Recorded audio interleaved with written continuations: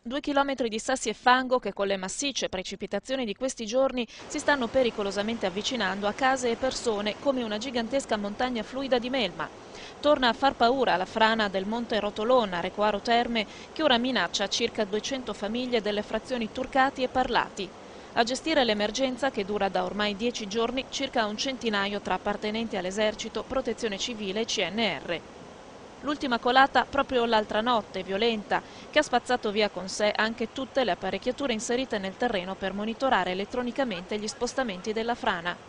Ieri notte è caduta una seconda frana abbastanza imponente e quindi il problema sussiste.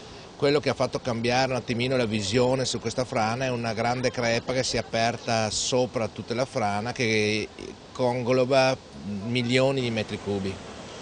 La giunta regionale ha già stanziato 200.000 euro per affrontare con la massima velocità il problema del Monte Rotolon, un problema antico con cui i residenti sono abituati a confrontarsi almeno da 3 secoli.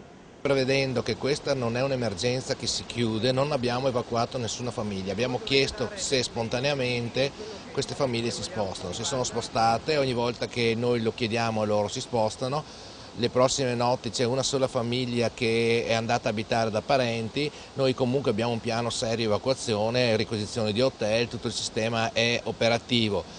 Il problema è che nessun geologo mai darà l'abitabilità a una zona sotto una frana di quel tipo, quindi scrivere e mandare via le persone da casa loro significa portare via la casa.